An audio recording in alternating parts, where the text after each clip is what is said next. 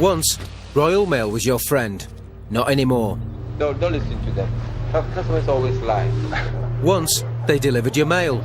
But not to these people. Mate, I was the who's waiting in the past. Let me finish. I sat waiting on Friday yesterday, didn't he come at all? They say they clamp down on theft, but a manager claims some postmen are stealing.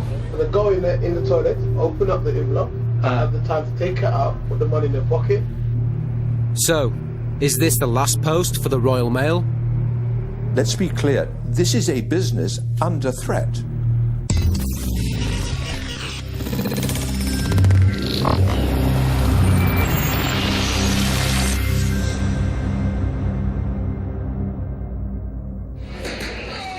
In 2004 and 2005, Dispatches broadcast 2 programmes on the Royal Mail.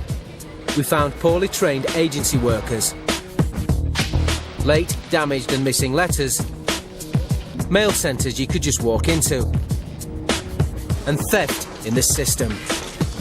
Our investigations led to an inquiry by the postal regulator, after which Royal Mail was fined nearly £10 million. 5 years on, and Royal Mail says it's modernising, and things have changed. So Dispatches is going back undercover to find out what's really going on.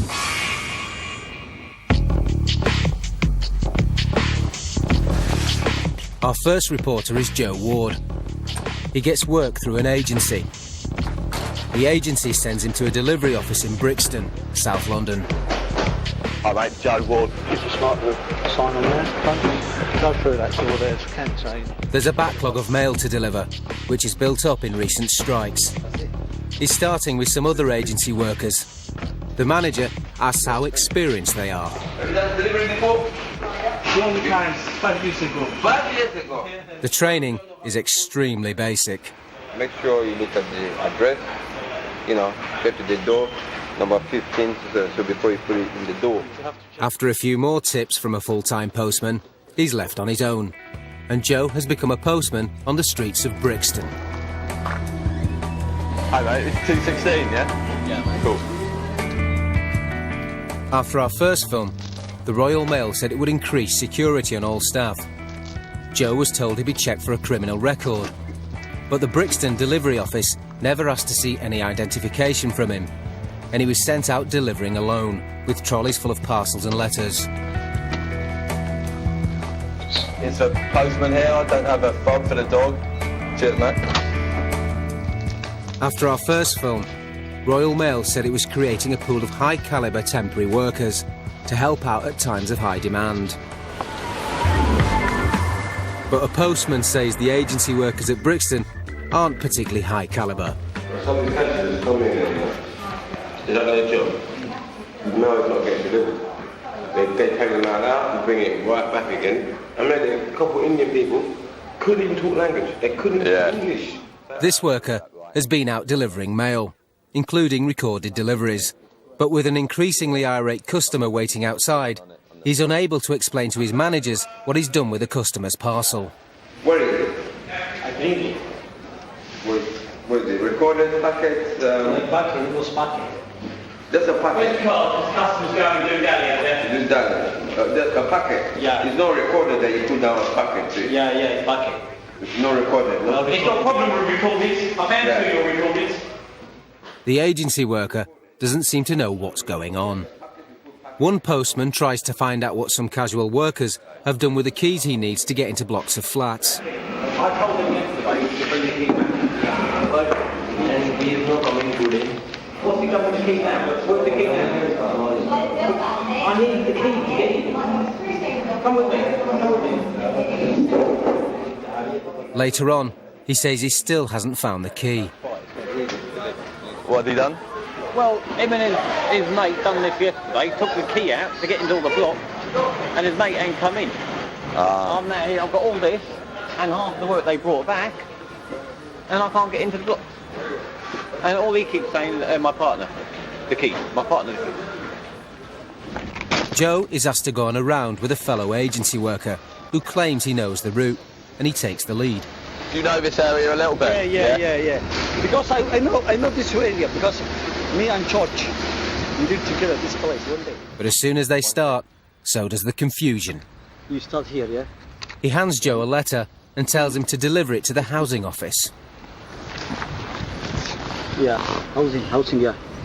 So this one says not housing office. Oh. Delivery routes can be complicated, and navigating them needs experience. They've been given some instructions scrawled on a piece of paper, which are practically incomprehensible. Not up to much. And he soon gets lost. You know where we are? We are lost. We got it? Behind Tesco. Behind Tesco's? Yeah. They go down the road, and he asks around for 10 minutes. Oh, right. Yeah, not bad. He decides they're still in the wrong place. I'm not sure, but it's not here. And they're off again. After another 10 minutes,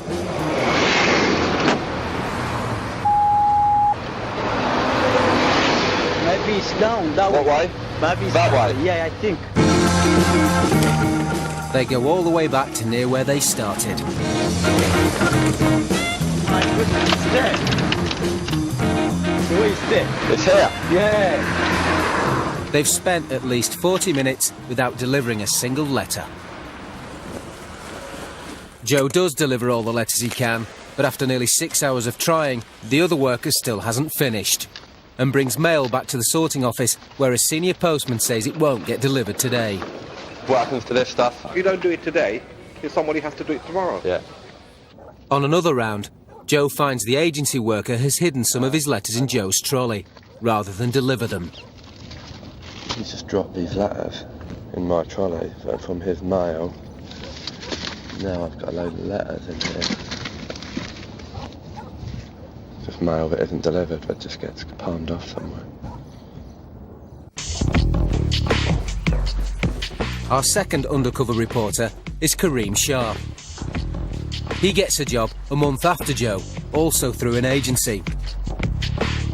The agency sends him to Tooting Delivery Office in South London. My name's Kareem. Okay, hi Kareem. He is given some training for his first round, but it's very unusual. He's sent out with an agency worker who says he's worked there continually for 2 years. 2 years? I'll start and you push this after me, you watch out what I do and I go. Okay. On the very first door, he has a parcel to deliver, but the resident doesn't come to the door straight away. So he has a time-saving tip. Normally, I'm supposed to wait till they come and get the packet. Okay. But some impatient postmen like me just keep it in a very hidden place. So when they open the door, they find it. He's about to leave it outside when the door opens. If she had not come that early, I would have kept it somewhere in the corner. So whenever she opened the door, she'll find it. You might get in trouble. Don't do that. He tells Kareem to always padlock his trolley to some railings so no one can steal it, but then leaves it unsecured himself. But normally, you're not supposed to leave it. And I know no one is going to steal in here, that's why I'm leaving it. Are you understanding what I'm saying? Yeah. Later on, and again it's do what I say, not what I do, as he leaves an open bag full of parcels hanging off his trolley. I'm just going to do it this way and take the risk. But normally you shouldn't do this. Okay. You get into trouble doing that. Okay. While he takes Kareem off to buy some sweets.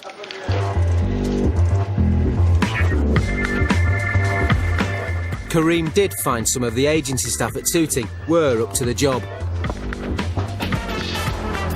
Though he also found casual workers leaving a trolley unsecured and in full view.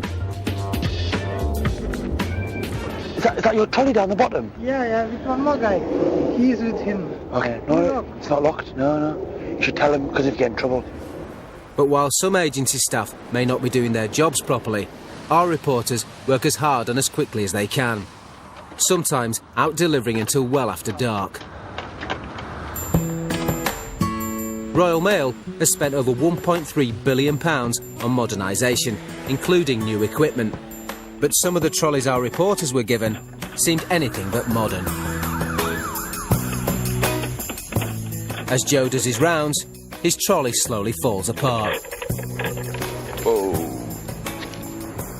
piece from a trolley has been loose. My trolley thing again. This is bust. Until its wheel falls off and it's useless. Oh, that wheel has come off that trolley. So the brakes don't work. Now the wheel's fallen off. Over in Tooting, Kareem's manager tries to find him a trolley. The yard is full of them, but a lot of them are unusable. It's a lot of broken, was it? Yeah, they broke very easily. Did it? This one, and the wheel crack. Eventually, Kareem finds one that does work, but the padlock to chain it to railings isn't working. Oh, what are you talking about, the padlock? This one? Yeah. No, it won't work with that one. His manager tells him to take it out anyway. Just use that. Just use it. Royal Mail and its rival carriers are targets for thieves. According to the Metropolitan Police, in London alone, there are over 1,000 thefts a year of mailbags and packets during delivery. But with no padlock, Kareem has to leave his trolley unsecured. Royal Mail says it takes a zero-tolerance approach to theft. But as he's going about his job, Kareem hears claims of stealing happening within the system. While he's out delivering in Tooting, he's approached by a local resident. You've got this delivered and it's already been opened? Has it been opened? Yeah, literally, it's just ripped across. And obviously if it's come straight from the post office. It's a birthday card which Kareem has just delivered. It's been ripped open at the side. The customer says he thinks someone has deliberately opened it. Cheers, dude. Sorry, it's just your girlfriend's old birthday present, so she's a bit gutted. 2 days later, Kareem overhears a fellow worker telling the manager he's also found some mail which seems to have been opened. Kareem asks the manager what to do when he finds cards like this. What's the procedure? The manager says they're put into bags and sent on to the customer. What will now happen, the customer will get that, and they'll call us. Okay. Head office will send them money. Where does it get opened? If it's not, because we don't do it because it's coming in to us. I know. 9 Elms. Mail Centre. 9 Elms Mail Centre is a major Royal Mail depot which sorts mail for all over South London. The manager draws Kareem a map of the postal system. Letterbox, the postman, the delivery driver collects it, brings it to the mail centre. So what you had was done in the mail centre. Why didn't they just nick the whole card? Why did they cut the bit? Why? Yeah. They work on the camera. Why would they nick the whole card? The card's not for them. They just want the money. Watch this. You're a staff. You're a thief. Yeah, as a staff, theoretically speaking, you're a thief, but I don't know it. You come in. I'll send you on to the mail to do whatever you're sorting. You split open the thing, take out your money, take out the money, put it in your pocket. I come to you and says, I believe you're stealing. Do you have any evidence? No. Oh, but I think you're stealing. How do you know that? Because you've got some extra money with you. It's my money. Yeah, I understand. However, if I catch you with the card on you, I've got you. That's proof then. Do they not have like cameras and stuff at the mail centre though? They've got camera. But they know how to dodge the camera. Yeah. Oh, excuse me, Mr. Manager, can I go toilet please? Yes, you can go toilet. Okay. So they go in the toilet, open up the envelope, have the time to take it out, put the money in their pocket, put it back under their shirt, went on the sorting, look around, pull it back out. Like casuals or like... Casuals and the Royal Mail staff. Yeah. Serious? Very serious. Very serious. At the end of the day, his mail has been violated. Yeah. And as long as it's in our property, we're supposed to protect it until it enters his property. We don't know if the manager's claims about 9 Elms are true, but they're serious allegations of theft. And Kareem found very little investigation seemed to be happening into the opened cards and letters. Over the next few weeks at Tooting, he finds more cards which are open. We don't know if they were deliberately opened or somehow came open accidentally. But managers made little effort to investigate either way. Kareem was just told to put them in a bag and put them back on his frame. They were then sent out to the customer with a note apologising for the damage. Previously, dispatches found serious flaws in security at big mail centres. To see if they've tightened up, Joe gets a night shift at 9 Elms Mail Centre. The sign at the gate says, no ID, no entry, no exceptions. Hello, I'm doing a 11 to 7 sorting shift here. But Joe walks in without anyone asking who he is, if he has an ID, or if he's even supposed to be here at all. Hello. Alright. He hangs around with some other agency staff in reception. There's no one at the security desk, so when someone else buzzes at the gate, it's a casual worker who lets them in. Hello? It's open, he's coming in. Yeah. You press the button. Yeah, press it. Another agency worker goes to find out what's going on. I'm good. Well, I don't know about you, but I'm going to go in and find out. Okay, let them know that we're here. Otherwise, you could be standing there for ages. A manager comes out, but doesn't seem to be expecting them. Hi. Right. 1, 2, 3, 4, 5. Eh? You forgot us. Well, I didn't know anything about it until this gent was just walked in to let me know you're here. See what I'm saying? Joe and the others are led in, put to work sorting, and given access to the mail without even the most basic checks on who they are. Except that after 15 minutes, they're asked to write their names on a piece of paper. Your surname last. Christian name and then surname. Okay. Although some things have improved at the Royal Mail, our reporters have found many of the same failings that dispatches identified 5 years ago. And the way they handle our mail didn't seem to have changed much either. Joe saw workers at 9 Elms just throwing packets and parcels into the sorting bins. Royal Mail says it's 2/3 of the way through a modernisation programme, which will introduce state-of-the-art machines to sort the postman's letters for them. But in the delivery offices, where our reporters worked, they were still sorting by hand for hours before they went out on their rounds. It doesn't look a lot different from these images of sorting at the post office, filmed during the Second World War. In 2008, Richard Hooper conducted a major review of the Royal Mail for the government. He was alarmed how far it's fallen behind its European rivals. When the report came out, the Royal Mail had 0% walk sequencing automation, whereas the modern European postal operators were walk sequencing automation 85% of all letters. So that gives you an idea. In 1990, the Royal Mail was considered in the Premier League, the top of the Premier League of postal authorities worldwide. And 20 years later, it was towards the bottom of the Premier League, indeed in the relegation zone. Next, we find industrial turmoil during a supposed truce, as managers claim they're being held to ransom by the unions over our Christmas post. Well, we're just asking for this stuff down anymore, that's all we're asking. Lovely. 2 dispatches reporters are working undercover as postmen. They've found an antiquated system with lax security, poorly trained agency workers, and allegations of stealing. Next, they find disputes in their offices between managers and the staff, despite a supposed Christmas truce. Last year, postmen went on strike over the way Royal Mail was trying to modernise the service. The Communication Workers Union said cuts in jobs, services, pay and conditions were being imposed without consent. They claimed postmen were being made to work longer hours for no extra money. In November, the strikes ended and both sides agreed on a truce for Christmas. Royal Mail said there would be no worries for the Christmas post. I'm delighted for our customers and our people that we've got back to a sensible agreement with the CWU that will allow us to deliver a great Christmas. Both sides said they would ensure people work normally.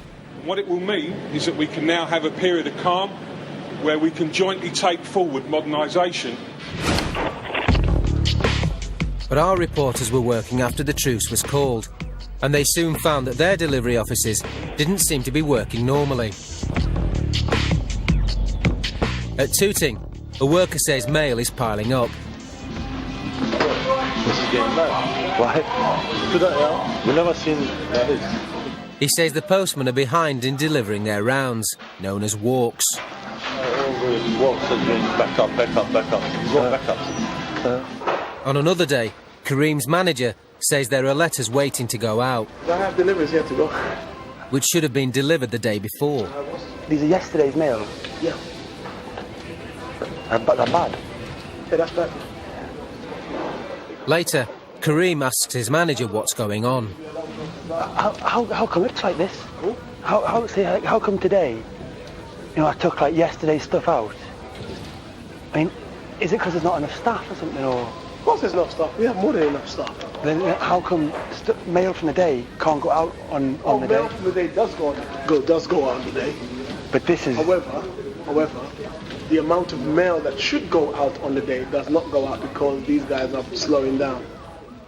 He claims the workers are refusing to work hard in a row over working agreements.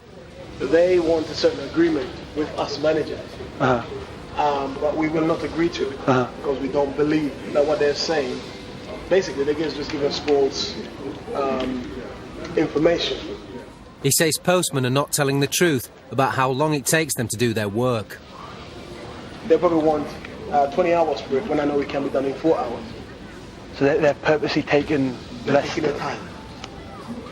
Okay. So we said to them, okay, fine, you can continue that way, we just bring casual in. All right, the work won't be perfect, but the work will get done. Royal Mail and the unions pledged to work together and resume normal working during the Christmas truce. But another manager tells Kareem it's not true here. But I thought from the news the strike finished and everything's okay now. Yeah, the news will say that, but the reality is different. They went on strike because they wanted certain things. And because they've not got those things, they've gone slow. They're not working normally, that's why you got a lot of work. Okay. Kareem has found postmen are angry about the amount of mail they have to deliver in a day. Last year, Royal Mail changed the working times of many postmen. They used to work a 4-day week, with 10 hours every day to sort and deliver their round. Now, they're working a 5-day week and have 8 hours a day for the same amount of work. Royal Mail says the changes are a key part of modernisation and have improved efficiency. But postmen tell our reporters this new system means they can't get it all done and some are leaving mail behind in the office. A postman is normally expected to deliver all the letters on his sorting frame. But this worker at Brixton says their rounds are now too big. And these walks are double. We agreed to get these walks this size to do 4 days a week. Before, the walks used to be just like here. You're joking? And not all this extra. All this extra mail? That's what we were striking. It's out of order. Look at this crap, man. I hate this. On another day, he says he's expected to take all of this out, but he's not going to. I'll convince you doing it, but man, don't worry about it, innit? He goes off on his round, Taking me for a joke, though. leaving huge amounts behind. See ya. None of this mail will go out today. The manager at Brixton admits to Joe there's a problem. What do you think of all that hours thing? I keep hearing everyone talking about that 8 hours, 10 hours thing. Well, this is it. This is the problem with the office. I moved the office to an 8-hour day because it used to be a 10-hour day, but it wasn't working. Right. Because they were all finishing too early. Now, of course, they've all got the ump. Is there too much mail to do it in 8-hour days? On certain days, it probably is. On certain days. Do they take it out all the time? Not all the time, no. Meanwhile, over at Tooting, a manager says postmen are going round the delivery office to make sure they get their own letters on time. Because some of them live locally, what they do is they try to pick their own letters, and I said to them, no, you leave it. So why should your neighbour wait 3 days and you just pick yours? Yeah, that's true. When everything is because of you. At Brixton, a manager comes into the common room to plead with workers to get them going. Are you going to spend the whole day making tea? Oh, I've got everything here, minute. You can hear this, bro.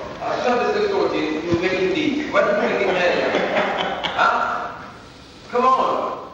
On another occasion, he tries to stop a worker sleeping in the common room. What are you doing? I'm waiting for you. You're not sleeping down, I'm not sleeping. I'm waiting. You're not sleeping down. I'm clearly the work already. 25 minutes later, he's still there. So the manager comes back and tries a new tactic. He jokingly takes a stick to him, I'm waiting for them to finish the sorting so I can... They're done. They're done. Okay. which does seem to work. Sort of. Our reporters find that in the run-up to Christmas, Royal Mail has another, separate union issue. Managers and unions in local offices argue about overtime payments to ensure the postman will deliver the crucial Christmas mail. Joe overhears the manager and union reps haggling in the canteen. The only thing I can tell you a bit about Christmas, there's a document coming out today. From what I can hear, it's the same agreement as last year. The deal last year was 14 hours and a £100 bonus, wasn't it? But the reps say the workers won't accept it. I personally can't believe we'd accept that Christmas. And our biggest worry for us is he wants us to knock out at Christmas and then come January, I appreciate it. The next week, they try again. Shall I keep this on? Or are you going to walk out straight away? The reps want twice the overtime they've been offered. Well, we're just asking for this substantially more, that's all we're asking. Double it. Well, if only just make that. Well, no, that's not what we're asking. That's about right. But yeah, I'm going to be more acceptable, wouldn't it? Just for this Christmas. Eventually, the union get an offer they're prepared to accept. And in a general meeting for the postman, the reps advise them to take it. We would advise you to vote yes to this. It means that you're going to get 29 hours extra for Christmas. But in return, the workers will have to clear their sorting frames. But it will mean clear of this, none of the mucking about. How long have you got to pay your packers on board? What, on the wall? Yeah. Now the reps have been given the overtime they want, Joe asks his manager about the power of the unions. Yes. I think the surprising thing for me with like the unions and management and stuff is it's funny old. It is a funny old industry. Like. I think in the last few months that you've come here, you've seen the management try and take on the unions, and that's what's happened, and that's why there's so much change. Do you as a manager, felt held to ransom by that kind of thing works? Yeah, we're in one of the good unions. Really? Yeah. In some offices, the management hasn't got the power. Right. I would say in this unit, we've got more power here than a lot of people. You know, a lot of them. In some offices, it's a struggle, even just to get them out on the street. Our reporters are told that there are similar rows going on at other delivery offices. Under Royal Mail's agreement with the unions, some working practices crucial to modernisation have to be agreed at local level. Dr. Madsen Piri co-founded the free market think tank, the Adam Smith Institute. One of the problems with Royal Mail is that when management reaches a decision about what needs to be done, they then have to negotiate with the union, and not just on a national basis, at an area-by-area basis. This is no way for management to manage, and the Royal Mail is stuck in a time warp. It exists almost as a throwback to an age when that's how industries used to be run, and they used to be inefficient, and the Royal Mail, I'm afraid, is still stuck in that inefficiency. Royal Mail and the unions publicly said they'd reached a Christmas truce. But there's not much Christmas spirit in the air at Tooting. The workers are still demanding their 4-day week back. Kareem finds himself working next to a postman who says he's a senior local union official.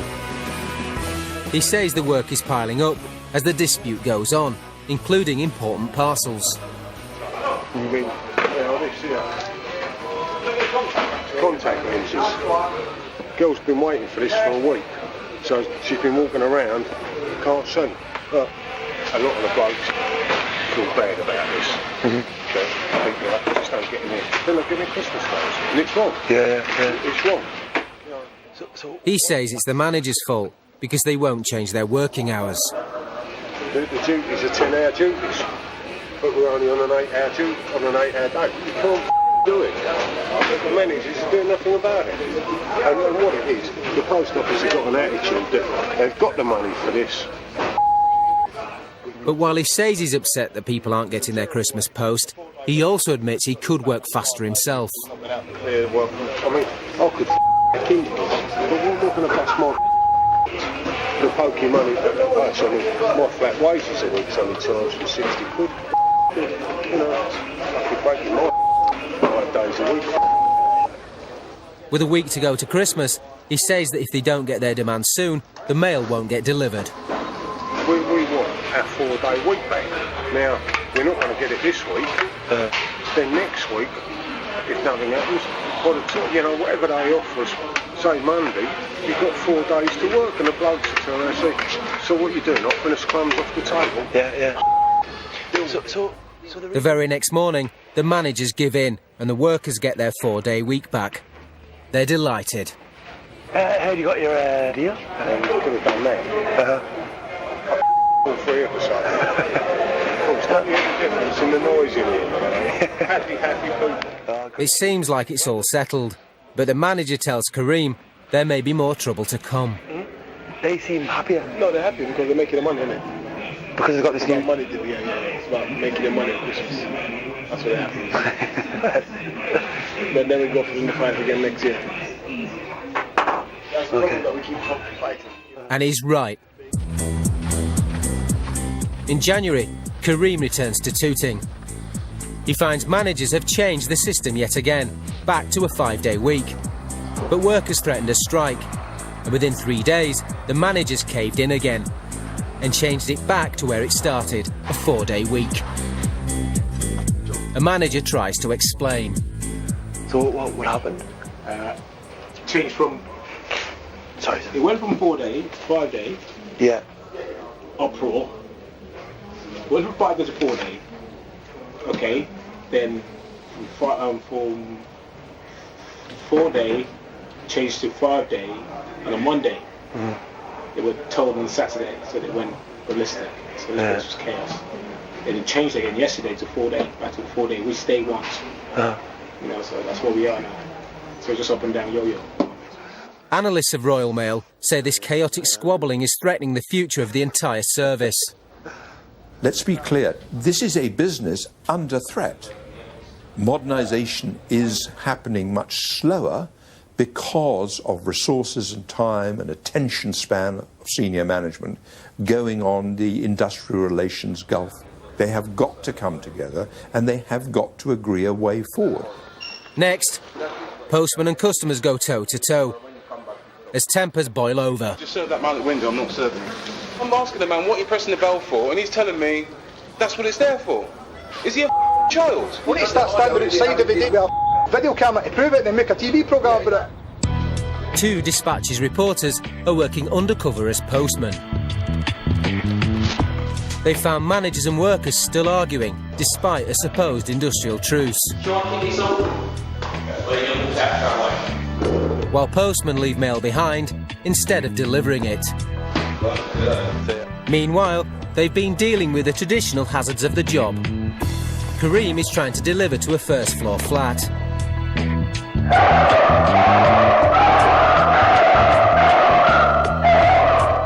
It's an irate Jack Russell. Generally, though, it's angry customers who approach our reporters on their rounds, complaining about the mail. One garage business has been seriously affected. You haven't got the number for the sorting office at Tooting? Yeah, I have, Could I nick it off? Yeah, sure. What's the matter, like? We haven't received post from our head office in Birmingham for about 4 weeks now. Seriously? We're waiting on 3 months worth of payslips and we haven't had. That's fantastic. And important health matters can be affected by late post. I had a very important doctor appointment. I never received it. I got an angry letter from the specialist. And now I have to wait until March because I didn't get the letter. And I'm sure I'm not the only one. One household tells Joe that during the strikes they had no post for a week, but then it came on a Sunday. Have you not been getting letters much lately? I got letters and I'm getting letters on Sunday. On Sunday? You delivered mail on Sunday, didn't you? No, it wasn't me. Really? Joe takes this to his manager. These women ask me why I only have mail come on Sundays and not through the week.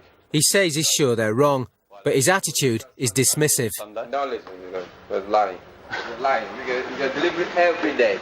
They're done 7 days delivery. She's lying. Don't listen to them. Customers always lie.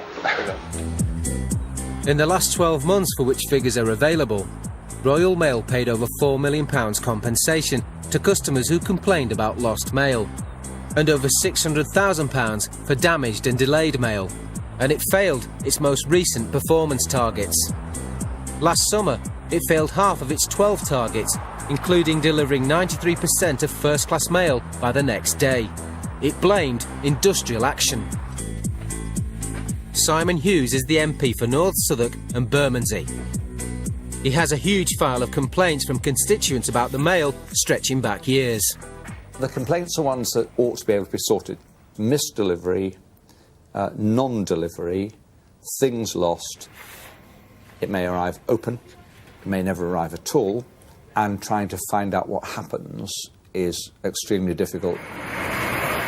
Every year, Royal Mail compiles estimates of how much of our mail is lost, stolen, damaged and interfered with. But it has refused to release these figures despite a series of freedom of information requests, giving commercial confidentiality as its reason. Simon Hughes says we should know. Royal Mail is publicly owned, it's our organisation, and therefore the public has the right to know. There have been a lot of lost items. It shouldn't be the case. That should be a wake-up call for the organisation to get its act sorted. The British public is sending less letters these days. There's been an 8% decline in the last year. But because of the explosion in online retailing, the volume of packets and parcels has rocketed. It's an extremely important market for Royal Mail to get right. In the run-up to Christmas, our reporters see a snapshot of how they're handling our presents.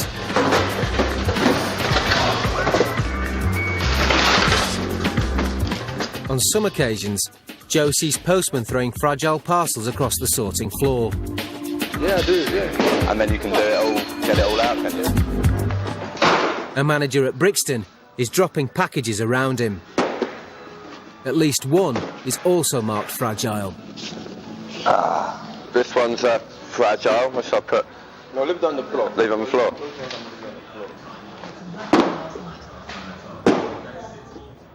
Jonathan de Carteret is a postal analyst who helps companies switch from Royal Mail to rival mail operators. But his clients still rely on Royal Mail's delivery network, and he says it's failing in an important area. Clearly, the parcel and packet market is a lifeline for Royal Mail, and it's widely expected that 75% of its profits will arise from the conveyance of packets within the next few years. However, we are not convinced that they are really seizing this opportunity. We take consultation with some foot postmen to understand what their views are, and what they find is that their post bag is gradually filling up with bulkier and heavier items. Their rounds are taking longer, the bags are becoming heavier, and that the management of Royal Mail are failing to equip them with the tools necessary to deliver this new range of product. At Tooting, Kareem finds some packages certainly aren't being delivered properly. A resident says he's been given a sorry you were out card, but without the proper details on it. Look, he hasn't put a time on, has he? No, this is the point. Very important, because that's an important letter. You're expecting a... Then he notices that the postman has written on the form, the front wall. By front wall?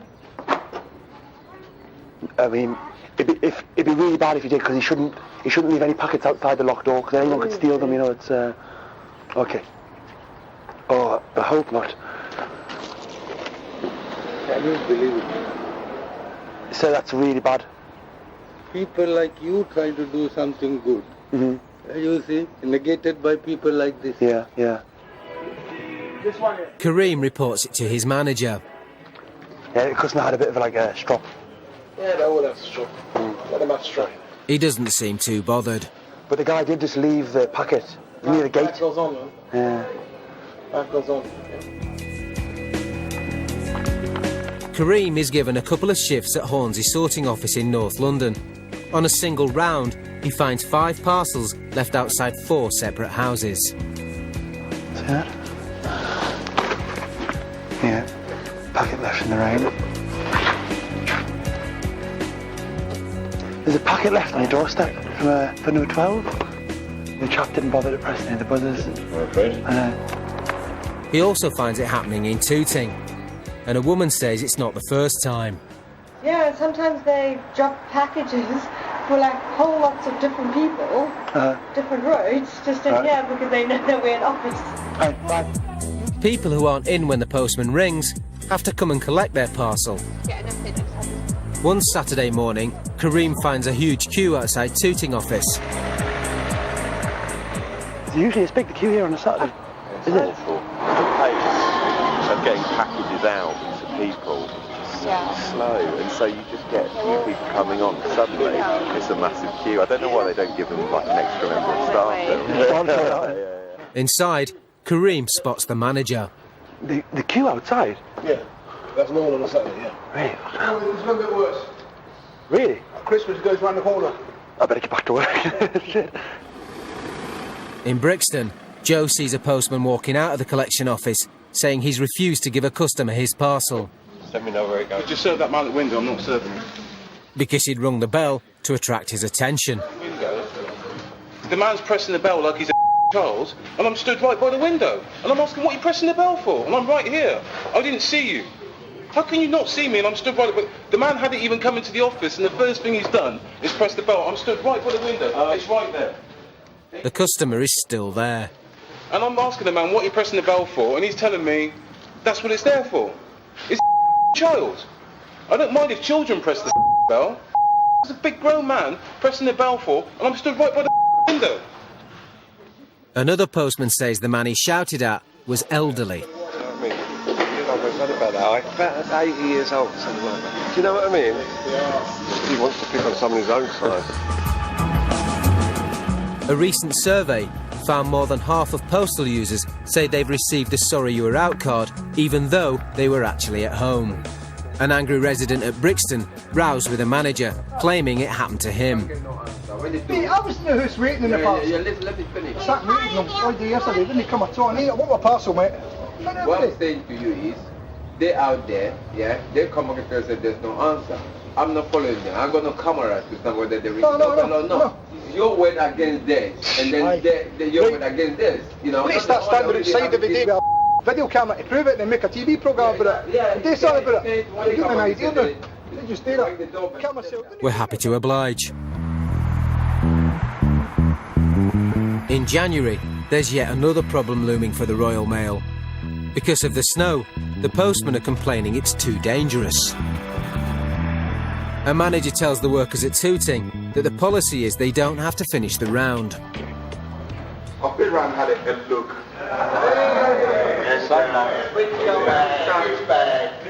Some roads are quite bad. If I go out, I'll do one out. No. It's left up to the workers how much they do, and some of them don't seem to make much of an effort. I need a swap. Is it really bad? Yeah, I'm slipping and sliding everywhere. I'll come back. All right, see you later. See you. So, that chap left at about 12. He came back at 21. Kareem doesn't find it that hard. I don't think it's bad, the weather today. It really doesn't stop me delivering mail. You know, going out at 12, coming back at 1, and saying, oh, because it's too slippy, I'd be a bit embarrassed. 2 days later, one postman tells Kareem they could have gone out, but he blames the managers for overworking them. I mean, listen, yesterday you couldn't go out because it was icy, it was bad. But the day before with the snow, you can walk on the snow. Yeah, because it's soft. Yeah. If he'd have given us an half-decent delivery and said, look, get out early, take your time, we'd have done it. But he didn't. He kept us in here late, he kept throwing more and more work, made the walks heavy. You ain't going to do it for him, are you? Yeah. You're not going to do it. Sweet.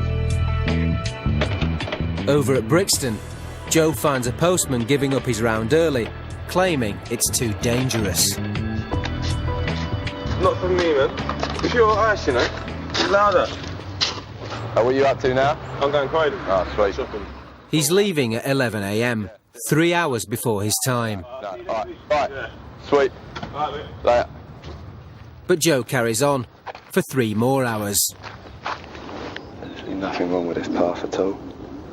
It's time. 10 past 11 now. He's off. I've still got a round to do. Both our reporters left Royal Mail a month ago. A few weeks later, Chief Executive Adam Crozier announced he'd be leaving too. Royal Mail said he'd done a remarkable job in improving the organisation, but Dispatches has found many of the same failings we uncovered 5 years ago. We don't know if what our reporters found is typical of every Royal Mail office, but we didn't choose those offices. It was the agencies which decided where our reporters went. We approached Royal Mail for a comment on our findings. It said, "It comes as no surprise that Dispatches has chosen to focus entirely on a handful of London offices, where we have consistently acknowledged that there have been industrial relations problems and strong opposition to change, to justify Dispatches' inaccurate and distorted portrayal of Royal Mail." It said the vast majority of its people were hard-working, honest and conscientious, and that more than 80% of letters were now being automatically sorted. It said both reporters were fully vetted. During their time at Royal Mail, our reporters heard a lot of negative comments from postmen about the job. But one postman at Brixton did have some positive advice for Joe. Do you want me to take any of this stuff in? Nah, go on. You know what? Go and see your children and tell them the stories of being a postman and why they should go to school.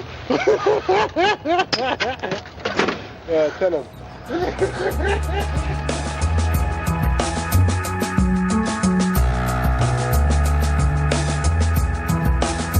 To tell us your stories about the Royal Mail, go to the website at channel4.com/dispatches.